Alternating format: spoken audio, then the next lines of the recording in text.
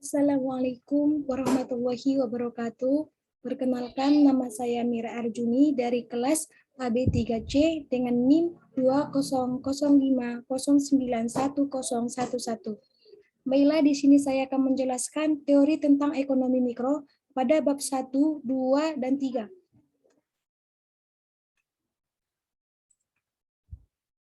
Bab 1, bidang studi ilmu ekonomi. Masalah yang pertama yaitu masalah ekonomi dan kebutuhan untuk membuat pilihan. Dalam kehidupan sehari-hari, setiap individu, perusahaan-perusahaan, dan masyarakat secara keseluruhannya akan selalu menghadapi persoalan-persoalan yang bersifat ekonomi, yaitu persoalan yang menghendaki seseorang atau perusahaan ataupun suatu masyarakat membuat keputusan tentang cara yang terbaik untuk melakukan suatu kegiatan ekonomi. Kegiatan ekonomi dapat didefinisikan sebagai seseorang atau suatu perusahaan ataupun suatu masyarakat untuk memproduksi barang dan jasa maupun mengkonsumsi atau menggunakan barang dan jasa tersebut. Dalam melakukan kegiatan ekonomi, seorang individu satu perusahaan atau masyarakat secara keseluruhannya akan mempunyai beberapa pilihan atau alternatif untuk melakukannya. Masalah yang kedua yaitu masalah pokok perekonomian atau kekurangan. Mengapa individu-individu, perusahaan-perusahaan, dan masyarakat perlu memikirkan cara yang terbaik untuk melakukan kegiatan ekonomi? Atau pertanyaan yang sama maksudnya, mengapa masyarakat harus membuat pilihan? Definisi ilmu ekonomi. Baiklah, di sini saya akan menjelaskan tentang definisi ilmu ekonomi. Ilmu ekonomi adalah suatu bidang ilmu pengetahuan yang sangat luas liputannya. Oleh sebab itu, sangatlah sungkar untuk membuat definisi yang akan memberikan gambaran yang tepat mengenai analisis-analisis yang diliputi oleh ilmu ekonomi. Namun demikian ini tidaklah berarti bahwa suatu definisi yang secara ringkas mengenai bidang studi ilmu ekonomi sama sekali tidak dapat dilakukan. Dalam bagian yang terdahulu, telah ditunjukkan bahwa faktor-faktor produksi tidak mampu menghasilkan barang dan jasa untuk memenuhi sebuah kebutuhan yang wujud dan perekonomiannya. Oleh sebab itu, setiap individu, perusahaan, atau masyarakat, atau negara harus membuat pilihan-pilihan. Kebanyakan ahli ekonomi selalu mendefinisikan ilmu ekonomi berdasarkan kepada kenyataan tersebut. Sebagai contoh, Profesor P.A. Samuelson, salah seorang ahli ekonomi yang terkemuka di dunia yang menerima hadiah Nobel untuk ilmu ekonomi pada tahun 1970, memberikan definisi ilmu ekonomi sebagai berikut. Ilmu ekonomi adalah suatu bidang studi mengenai individu-individu dalam masyarakat membuat pilihan dengan atau penggunaan uang. Dengan menggunakan sumber-sumber daya yang terbatas tetapi dapat digunakan dalam berbagai cara untuk menghasilkan berbagai jenis barang dan jasa dan mendistribusikannya untuk kebutuhan konsumsi sekarang dan di masa datang kepada berbagai individu dan golongan masyarakat. Dalam menganalisis cara-cara individu dan masyarakat membuat pilihan, dimisalkan bahwa pilihan-pilihan mereka dipertimbangkan secara rasional. Selanjutnya, saya akan menjelaskan tentang jenis-jenis analisis ekonomi. Analisis ekonomi dapat dibedakan menjadi 3 golongan. Yang pertama, ekonomi deskriptif, dan yang kedua, teori ekonomi, serta yang ketiga, ekonomi terapan. Ekonomi deskriptif adalah bidang ilmu ekonomi ini adalah ekonomi yang menggambarkan keadaan yang sebenarnya wujud dalam perekonomian. Analisis mengenai keadaan petani di Jawa Tengah adalah tergolong sebagai ilmu ekonomi deskriptif. Setiap ilmu pengetahuan bertujuan untuk menganalisis kenyataan yang wujud di alam semesta dan di dalam kehidupan manusia. Oleh sebab itu adalah penting untuk mengetahui kenyataan yang wujud. Ada kalanya hal itu tidak mudah dilakukan. Ilmu ekonomi adalah salah satu ilmu sosial. Selanjutnya, teori ekonomi. Teori ekonomi adalah pandangan-pandangan yang menggambarkan sifat hubungan yang wujud dan kegiatan ekonomi dan ramalan tentang peristiwa yang terjadi apabila suatu keadaan yang mempengaruhinya mengalami perubahan. Selain itu, teori ekonomi juga memberikan gambaran tentang sifat-sifat utama dari sistem ekonomi yang bagaimana sistem ekonomi berfungsi. Dalam teori ekonomi yang diterangkan ada gambaran umum dan ada yang disederhanakan mengenai kegiatan ekonomi dan sifat-sifat hubungan ekonomi. Mengetahui kenyataan dalam perekonomian saja belumlah cukup untuk belajar ilmu ekonomi. Yang lebih penting lagi ialah menyusun kenyataan ini secara sistematik dan membuat gambaran umum tentang kegiatan suatu perekonomian dan komponen-komponennya. Selanjutnya, ekonomi terapan. Bidang ini lazim untuk disebut juga sebagai teori kebijakan ekonomi, yaitu cabang ilmu ekonomi yang menelah tentang kebijakan yang perlu dilaksanakan untuk mengatasi masalah-masalah ekonomi. Dalam merumuskan kebijakan ekonomi, yang pertama-tama terus diperhatikan adalah tujuan dari kehidupan ekonomi. Dalam perekonomian, tujuan yang ingin dicapai adalah yang pertama, mencapai pertumbuhan ekonomi yang cepat. Yang kedua, menciptakan kestabilan harga. Yang ketiga, mengatasi masalah pengangguran. Dan yang keempat, mewujudkan distribusi pendataan yang merata. Dan yang selanjutnya adalah pernyataan positif dan pernyataan normatif. Dalam mempelajari ilmu ekonomi, perlulah dengan sungguh-sungguh disadari arti dari perbedaan dari pernyataan positif dan pernyataan normatif. Pernyataan positif. Pernyataan positif adalah pernyataan yang mengandung arti apakah yang wujud atau telah wujud atau akan wujud. Kebenaran pernyataan positif dapat dilihat dengan membandingkan dengan kenyataan yang wujud. Pada hakikatnya, pernyataan positif adalah pernyataan mengenai fakta-fakta wujud dalam masyarakat, dan oleh sebab itulah kebenarannya dapat dibuktikan dengan memperhatikan kenyataan yang berlaku. Pernyataan normatif. Pernyataan normatif adalah pernyataan yang mengandung arti apakah yang sebaiknya harus wujud. Jadi pernyataan normatif adalah suatu pandangan subjektif atau suatu judgment. Pernyataan itu bukan mengemukakan mengenai pendapat keadaan yang akan wujud, tetapi menyatakan tentang apa yang sebaiknya harus diwujudkan. Pernyataan normatif ada kalanya sangat dipengaruhi oleh faktor-faktor tidak bersifat rasional, seperti faktor kebudayaan, filsafat, dan keagamaan. Selanjutnya, sifat-sifat teori ekonomi. Seperti sudah Anda maklumi, buku ini adalah mengenai suatu teori dalam ilmu ekonomi, yaitu teori mikroekonomi. Oleh karena itu, adalah penting sebelum membahas berbagai teori di bab-bab kemudian, untuk mengetahui sifat-sifat umum dari teori-teori di dalam ilmu ekonomi. Setiap teori mempunyai 4 unsur penting berikut. Yang pertama, definisi-definisi yang menjelaskan dengan sebaik-baiknya variabel-variabel yang sifat-sifat hubungannya akan diterangkan dalam teori tersebut. Yang kedua, sejumlah asumsi-asumsi atau pemisalan-pemisalan mengenai keadaan-keadaan yang harus wujud supaya teori itu berlaku dengan baik. Dan yang ketiga, satu atau beberapa hipotesis mengenai sifat-sifat hubungan di antara berbagai variabel yang dibicarakan. Dan yang keempat, satu atau beberapa ramalan mengenai keadaan-keadaan yang akan berlaku. Selanjutnya, alat-alat analisis dalam ilmu ekonomi. Ilmu ekonomi memerlukan beberapa alat analisis untuk menerangkan teori-teorinya dan untuk menguji kebenaran teori-teori tersebut. Grafik dan kurva adalah alat analisis yang utama dalam teori ekonomi. Dalam teori yang lebih mendalam, matematika dan persamaan matematika memegang peran penting. Di samping itu, statistik adalah alat analisis untuk mengumpulkan fakta dan menguji kebenaran teori ekonomi. Peranan grafik dalam analisis ekonomi. Teori dan penjelasan-penjelasan ilmiah memerlukan alat-alat agar dapat dengan lebih mudah dimengerti.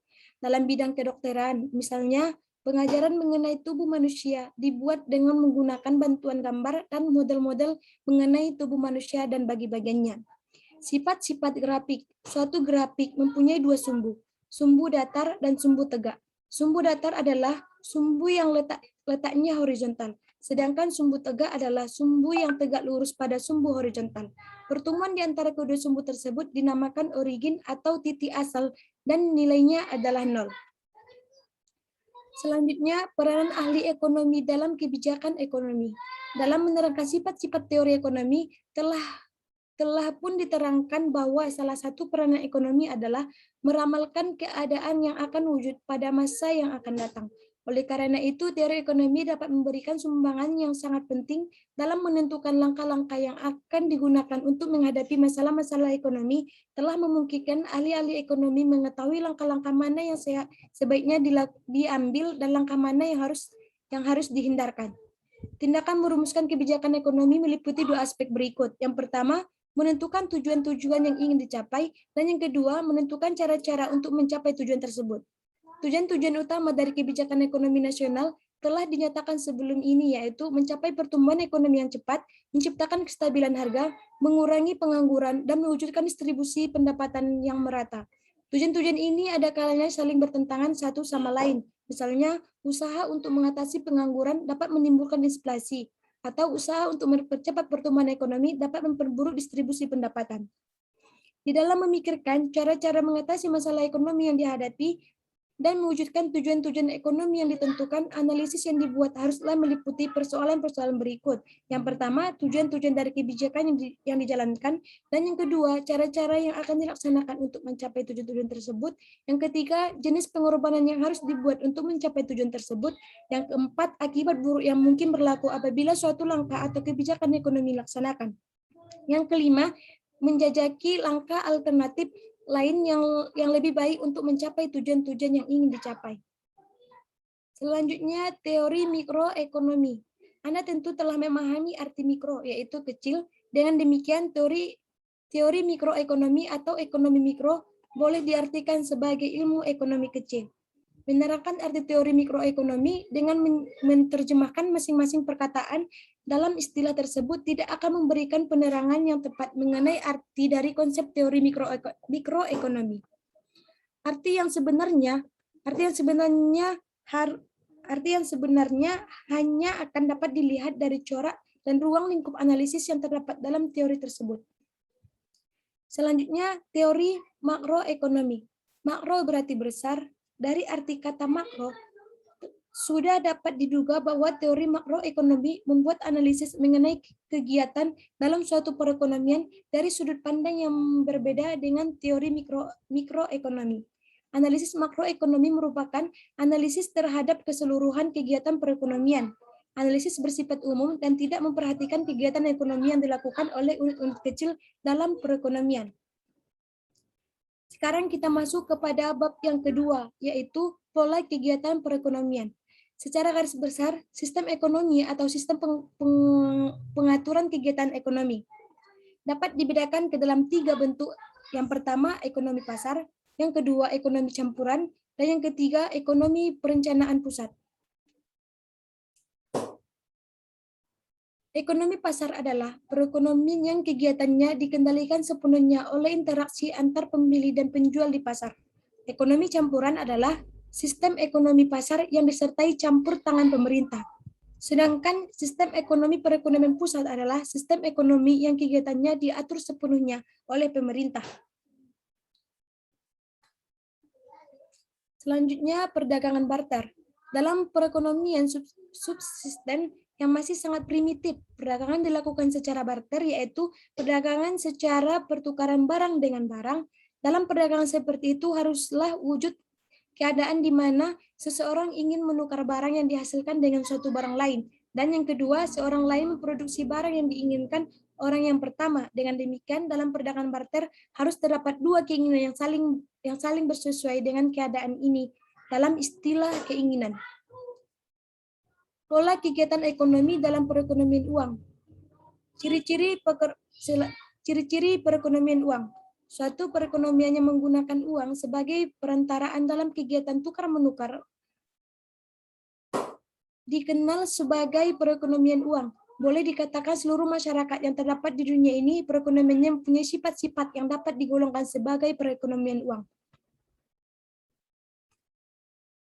Selanjutnya, saya akan menjelaskan tentang kebaikan-kebaikan spesialisasi. Yang pertama, mempertinggi efisiensi penggunaan faktor produksi. Yang kedua, mempertinggi efisiensi memproduksi. Dan yang ketiga, mempertinggi efisiensi penggunaan faktor produksi. Sekarang saya akan menjelaskan pelaku-pelaku kegiatan ekonomi. Dalam analisis ekonomi, tidak mungkin untuk menyebutkan kegiatan mereka secara satu persatu dalam sebenarnya hal itu perlu dilakukan. Untuk mencapai tujuan ini, cukuplah apabila pelaku-pelaku kegiatan ekonomi dibedakan menjadi 3 golongan, yaitu rumah tangga, perusahaan, dan pemerintah. Masing-masing golongan ini menjalankan peranan sangat berbeda dalam suatu perekonomian. Berikut ini uraian peranan mereka dalam kegiatan perekonomian negara. Yang pertama adalah rumah tangga. Rumah tangga adalah pemilik berbagai faktor produksi yang tersedia dalam perekonomian. Yang kedua, perusahaan. Perusahaan-perusahaan adalah organisasi yang dikembangkan oleh seseorang atau sekumpulan orang dengan tujuan untuk menghasilkan berbagai jenis barang dan jasa yang dibutuhkan oleh masyarakat. Yang ketiga, pemerintahan. Yang dimaksud dengan pemerintahan adalah badan-badan pemerintah yang bertugas untuk mengatur kegiatan ekonomi. Badan-badan seperti itu termasuklah berbagai departemen pemerintahan, badan yang mengatur penanaman modal, bank sentral, parlemen, pemerintahan daerah, angkatan bersenjata, dan sebagainya. Sirkulasi aliran pendapatan. Untuk memberikan gambaran yang lebih jelas mengenai corak kegiatan ekonomi yang wujud dalam suatu perekonomian, ahli-ahli ekonomi biasanya membuat suatu diagram yang dinamakan sirkulasi aliran pendapatan. Diagram itu memberikan gambaran-gambaran tentang aliran-aliran. Yang pertama, faktor-faktor produksi. Yang kedua, pendapatan. Yang ketiga, barang-barang dan jasa. Dan yang keempat, pengeluaran antar sektor-sektor dalam kegiatan ekonomi. Jenis-jenis aliran yang wujud. Kalau dimisalkan pemerintah tidak melakukan kegiatan ekonomi dan tidak melakukan campur tangan apapun dalam kegiatan ekonomi, maka aliran faktor produksi, pendapatan, barang, dan pengeluaran dalam suatu perekonomian dapat digambarkan sebagai gambar di bawah ini.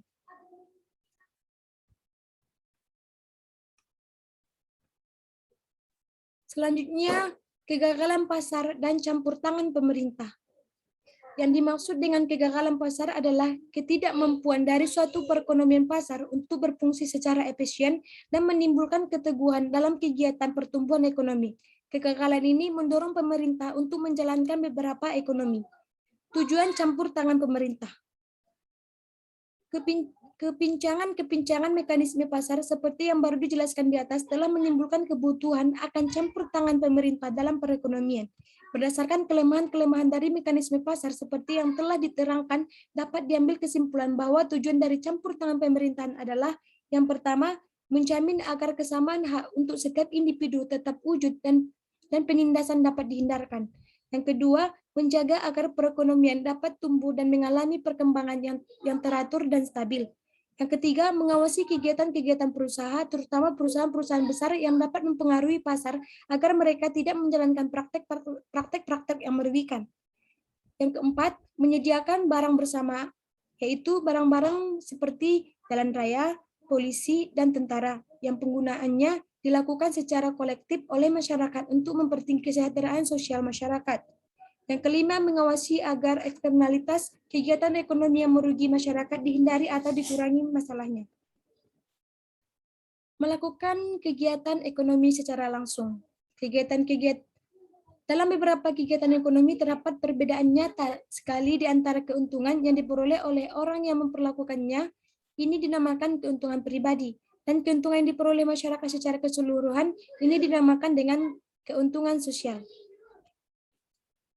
Baiklah, sekarang kita masuk kepada bab 3, yaitu masalah dan analisis ekonomi. Beberapa masalah pokok dalam perekonomian. Kegiatan ekonomi dalam suatu masyarakat modern adalah sangat kompleks. Kegiatan tersebut meliputi berbagai jenis kegiatan produksi, konsumsi, dan perdagangan. Oleh karena itu, corak kegiatan yang sangat kompleks tersebut, maka banyak orang mungkin berpendapat bahwa membuat gambaran mengenai berbagai masalah-masalah ekonomi yang dihadapi masyarakat adalah tidak mungkin dilakukan. Pandangan seperti ini adalah kurang tepat berdasarkan kepada corak analisis dalam ilmu ekonomi. Ahli-ahli ekonomi telah membagikan beberapa masalah ekonomi yang dihadapi suatu masyarakat kepada 3 persoalan pokok, yaitu yang pertama, apakah barang dan jasa yang harus diproduksi? Yang kedua, bagaimanakah cara memproduksi barang dan jasa tersebut? Dan yang ketiga, untuk siapakah barang dan jasa tersebut diproduksi? Selanjutnya, menentukan cara barang diproduksi. Biasanya terdapat beberapa cara untuk menghasilkan suatu barang. Adanya beberapa kemungkinan untuk menghasilkan suatu barang dapat dengan jelas dilihat, misalnya dalam kegiatan pertanian. Dalam sektor pertanian, sejumlah produksi tentu dapat dihasilkan dengan menggunakan tanah yang digunakan, tetapi lebih banyak menggunakan modal dan teknologi yang lebih tinggi. Dalam menghadapi pilihan yang demikian, yaitu apakah menggunakan lebih banyak tanah atau menggunakan lebih banyak modal dan teknologi modern, pernyataan berikut timbul. Cara manakah yang lebih sesuai? Masalah efisien merupakan salah satu faktor yang akan dijadikan dasar dalam melakukan pemilihan tersebut. Pilihan akan diletakkan kepada yang mampu untuk menciptakan barang-barang tersebut dengan cara yang paling efisien. Itu sesuai dengan kepentingan keseluruhan masyarakat. Untuk memperoleh jawaban kepada persoalan berikut harus dianalisis, yaitu menentukan untuk siapa barang-barang diproduksi. Dalam memikirkan masalah untuk siapa barang-barang diproduksi, bukan saja harus dipikirkan tentang bagaimana pendapatan keseluruhan masyarakat didistribusikan, akan tetapi juga tentang apakah distribusi. Sekarang saya akan menjelaskan kembali batas kemungkinan produksi. Ketiga masalah ekonomi di atas dapat diterangkan lebih lanjut dengan bantuan grafik. Dengan pertolongan grafik, dapatlah ditunjukkan dengan lebih jelas persoalan-persoalan yang dihadapi suatu perekonomian. Grafik yang dimaksud adalah batas kemungkinan produksi atau kurva kemungkinan produksi. Grafik tersebut menunjukkan batas maksimum dari tingkat produksi yang akan dicapai oleh suatu masyarakat dengan menggunakan seluruh faktor-faktor produksi yang dimilikinya. Batas kemungkinan produksi dalam angka. Dua langkah perlu dibuat untuk menentukan batas kemungkinan produksi dan kurva kemungkinan produksi. Yang pertama ialah membuat beberapa pemisalan atau asumsi mengenai keadaan yang berlaku dalam perekonomian. Yang kedua adalah membuat contoh angka mengenai tingkat produksi yang akan dicapai.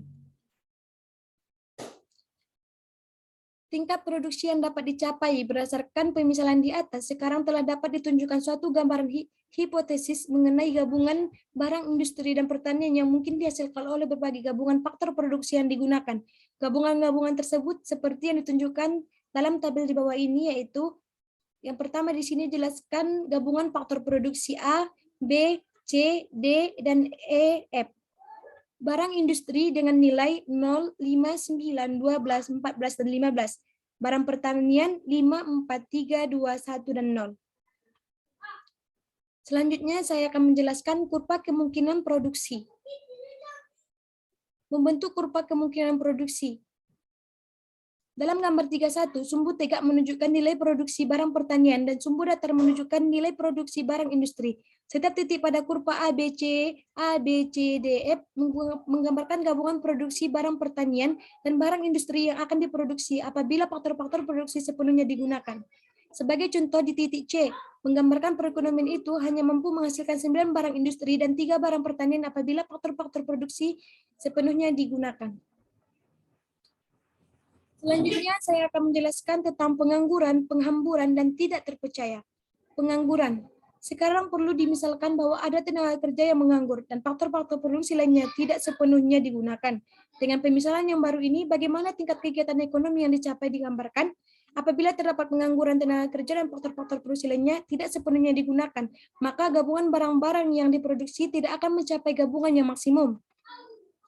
Selanjutnya, pertumbuhan ekonomi. Dalam jangka panjang, dua faktor penting berikut dapat meningkatkan kemampuan suatu masyarakat untuk memproduksi barang. Yang pertama yaitu pertambahan dalam faktor-faktor produksi, dan yang kedua yaitu kemampuan teknologi.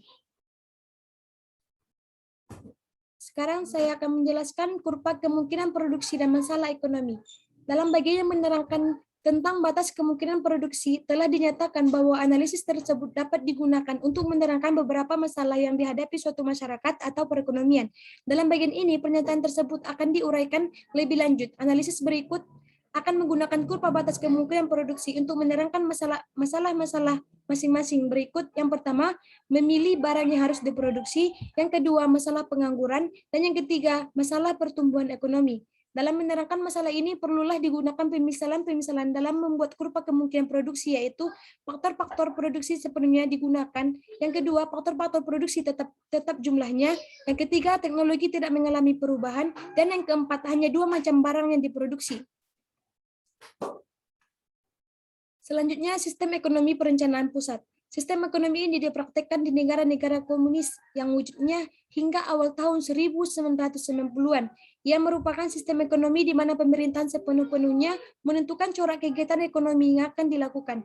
Ini berarti pemerintahnya akan menjawab dan menyelesaikan masalah ekonomi pokok yang pertama, yaitu barang apakah yang harus diproduksi dan berapa jumlahnya. Jawaban dari persoalan ini adalah dalam bentuk suatu perencanaan kegiatan ekonomi yang sangat terinci, yang menunjukkan kegiatan-kegiatan produksi yang harus dilakukan dalam beberapa tahun mendatang dan biasanya meliputi masa 5 tahun.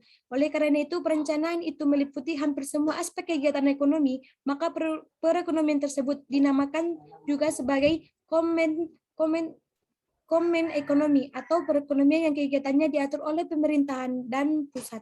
Berdasarkan kepada perencanaan terhadap jenis dan jumlah barang yang akan diproduksi, maka Badan Perencanaan Ekonomi akan memberikan tugas-tugas kepada berbagai unit produksi yang diwajibkan untuk mencapai sasaran-sasaran tertentu dalam kegiatan memproduksi barang-barang dan jasa, barang-barang yang menjadi tanggung jawabnya. Sekian dari saya, kurang lebihnya saya mohon maaf. Assalamualaikum warahmatullahi wabarakatuh.